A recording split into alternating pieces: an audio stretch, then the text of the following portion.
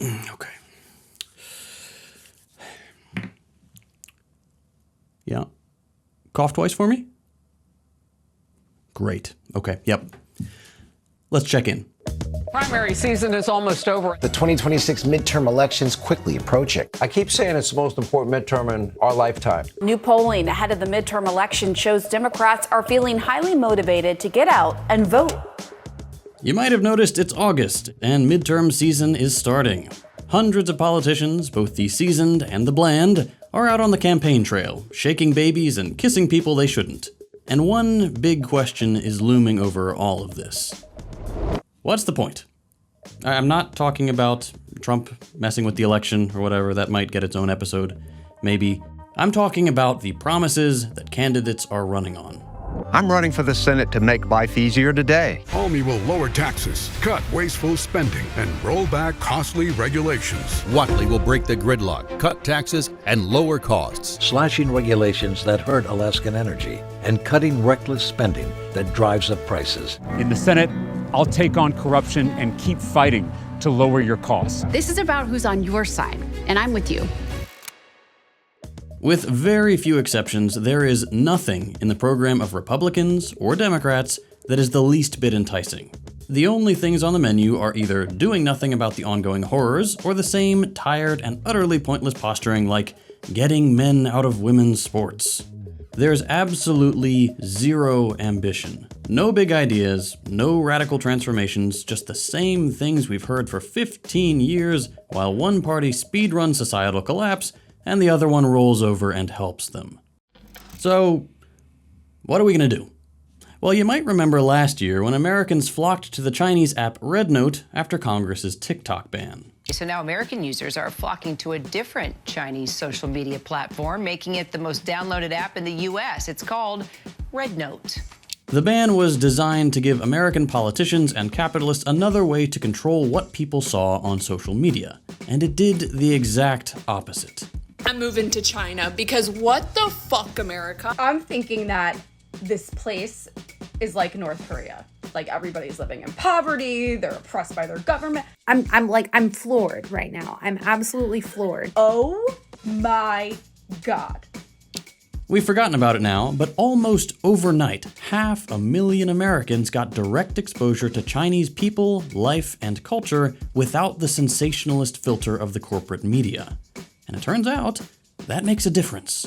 I know that because I don't need to tell you what China maxing is. You're in a very Chinese time in your life, I'm sure. You know the words to Yi Jianmei, you wear the Beijing bikini, you are ready for what's coming. Tomorrow you are turning Chinese. And I know that sounds intimidating, but there is no point in fighting it now. Like, maybe you don't know what I'm talking about, but there's a good chance you've at least heard of things like Speed's live stream tour of China, or Hassan's, or even with a more mainstream media diet, seen videos like these.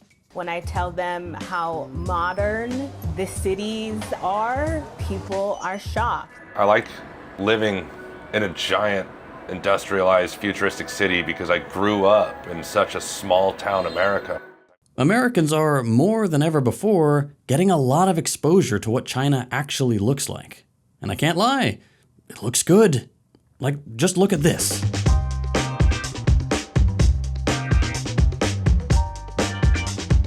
This isn't the most thorough political analysis you've ever heard, I know, but name any city in the US that looks like this. New York, maybe, I guess, but that feels like a real stretch. Vegas? We just don't have any places like this. And China has 4. They're China's Tier 1 cities, the 4 most developed, wealthiest, technologically advanced places in the country. And if 4 cities doesn't sound like a lot for a nation of 1.4 billion people, fair enough. I forgot to mention there are actually 15 more cities basically at Tier 1 level that also look like this.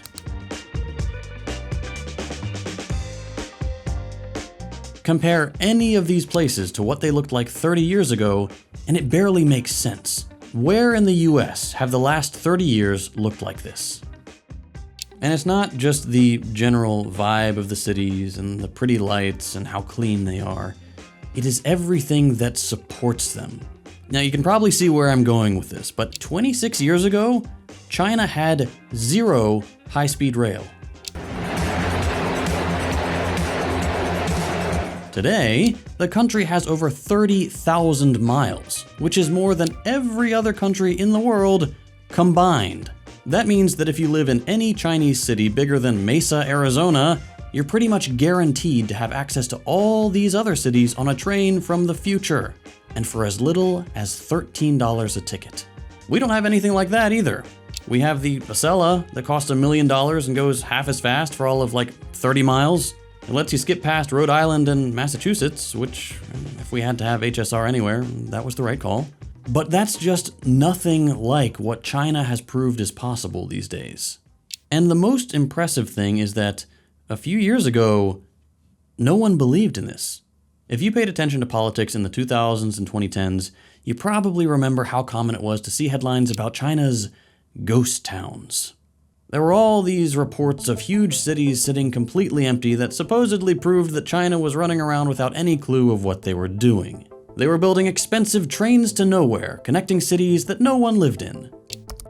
Consider Pudong. Pudong was the poster child for the excesses and inefficiencies of China's semi-planned economy. Milton Friedman, the free market guy that got America on neoliberalism and invented the pencil, called it, quote, a statist monument for a dead pharaoh on the level of the pyramids. In jerk talk, that means a huge waste of money. And yet, fast forward a bit, and Pudong now has an occupancy rate of 99% and 4 times the population of Manhattan. And Pudong isn't alone. Kangbashi, Binhai, Tianjin, the Zhengdong New District. All of these places I'm definitely pronouncing right got the ghost town treatment. In 2013, 60 Minutes covered Zhengdong specifically like this. He's showing us around the new eastern district of Zhengzhou, in one of the most populated provinces in China. Not that you'd know it. We found what they call a ghost city of new towers with no residents, desolate condos, and vacant subdivisions, uninhabited for miles and miles and miles and miles of empty apartments. Here it is now.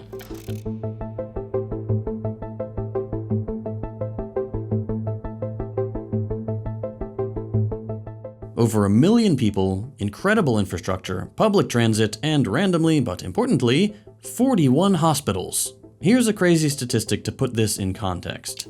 90% of Chinese homes have been built in the last 30 years. And the most shocking part, 90% of people in China outright own their home. Compared to here, 65% and falling, even though it's supposed to be the most basic part of the American dream. The image of China that's in the collective imagination, with good economic indicators on paper, but a rundown backwater in practice, is just not matched by reality.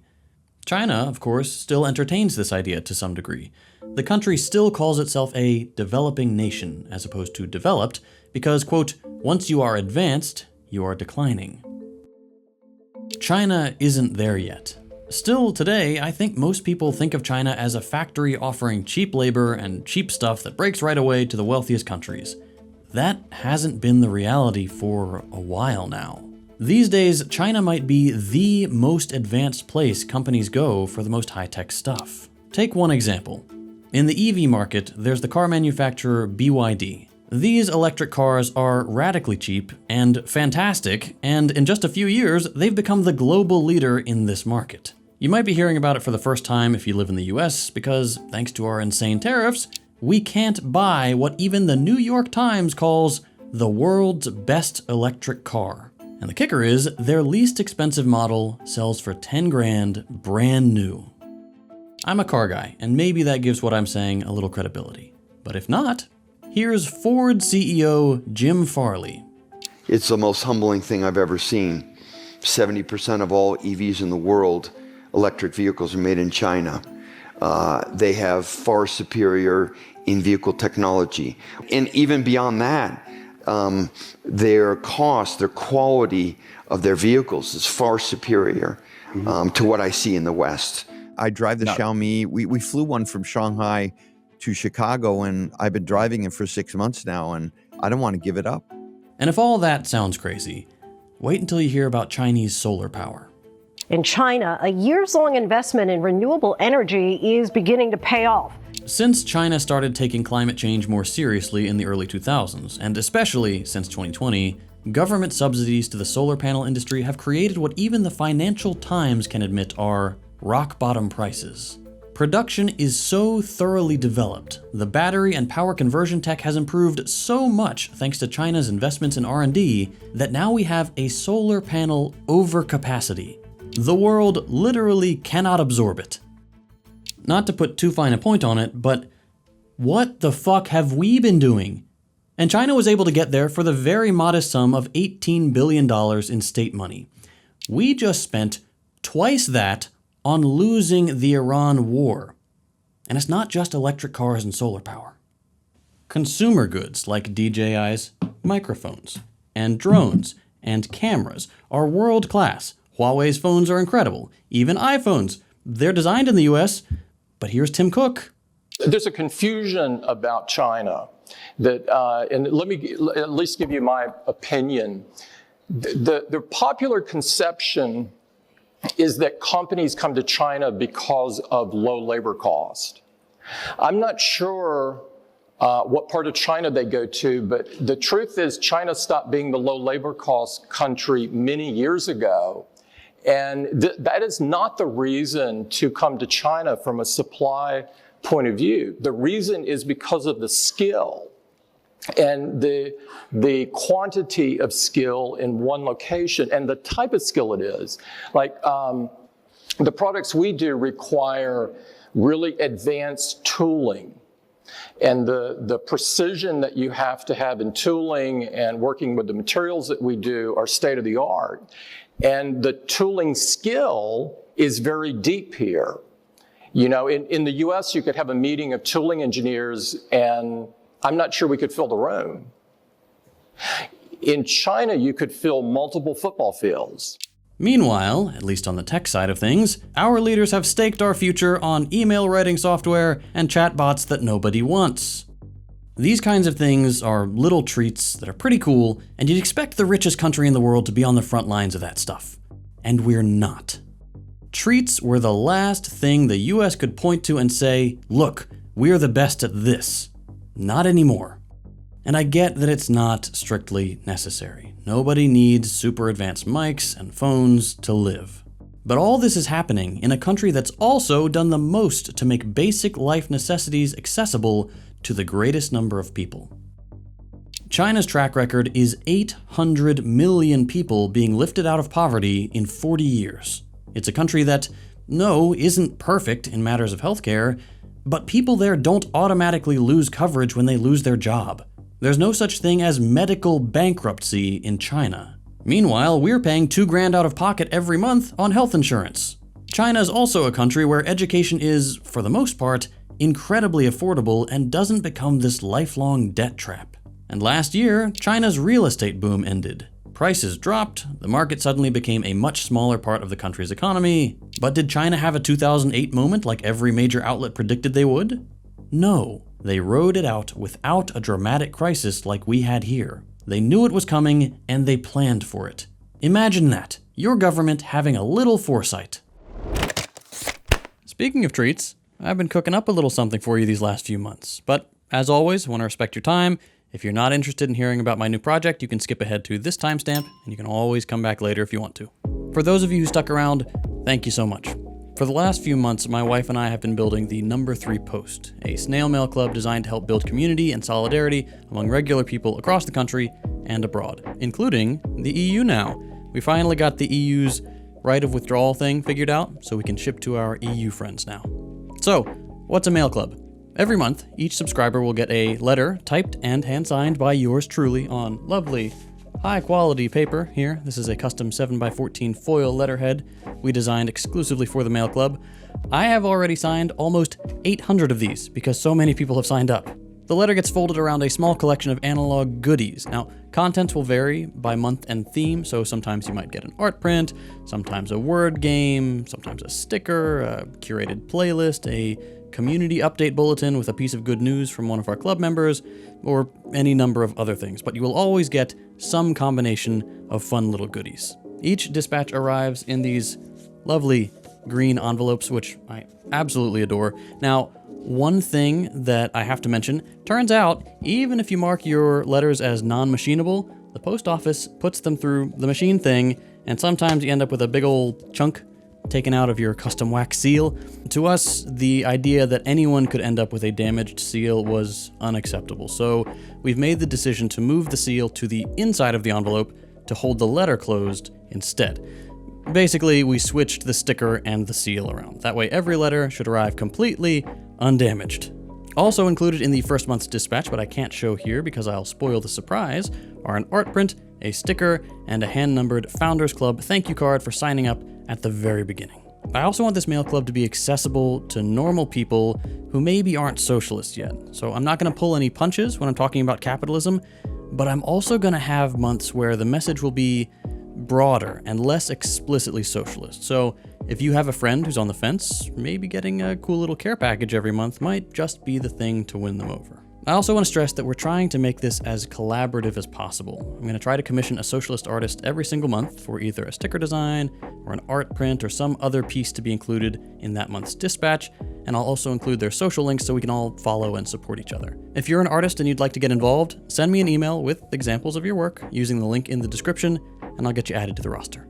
If you want to see some more behind-the-scenes info on the technical aspect of the club, I've got a video on my personal channel that goes into more detail. To give us time to prep and pack the envelopes, the cutoff to receive this first dispatch this September is August 20th. So if you want to be a founder of the club, make sure to subscribe on our website, linked in the description, by the 20th. We are so excited to launch the number 3 post, and I hope you're excited to check it out. All right, back to the show.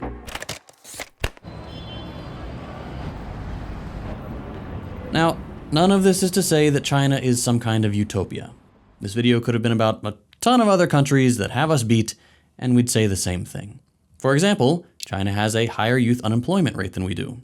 It's about on par with the EU, but they're also going in much the same direction as places like the US and the UK on things like free speech and digital freedoms. They too have old-ass leaders who won't leave office. And even though China's done a lot to develop its renewables, they've also put a lot of coal power online. I'm not trying to hide any of that from you. At the end of the day, they have problems just like every other country. What sets China apart is that, unlike our leaders, who are satisfied with promising a little and delivering nothing, 75 years of CPC leadership has produced something incredible. A society where the average person is better off, especially compared to the generation before. And all those problems I just mentioned, they're actively being addressed. Unlike here, where everything just gets worse all the time. And while it would be a mistake to attribute China's success to a single strategic decision in a country that is famous for letting its cities and regions experiment with how they want to develop, it would also be a huge mistake to ignore China's Marxist influences. Hardly anything in the US can exist outside the profit motive. We just don't do anything unless some billionaire can get a cut and add another zero to his bank account. A lot of China's development has followed a similar rule, with guardrails in place to prevent the horrifying inequality we see in the US. But a lot of China's development has also happened even when profit was impossible. You don't build cities that'll stay empty for years if you're constantly worried about the bottom line. You don't make this many solar panels if your plan is artificial scarcity. Where comfort and survival is incompatible with the greed of a few, China has proven that you can actually do something about that. All I want is for us to start believing that too. I want to actually be for something in the United States. We are all sick and tired of having to fight every little thing the US does tooth and nail. I'm tired of knowing that every action our corporate overlords force through the government will negatively affect our lives. China offers us a vision of a vastly better future. Enough with the anti-China propaganda. Do we want a better life, or do we want to suffer more and more every year? It's time to stop buying the bullshit and fight to be more like China.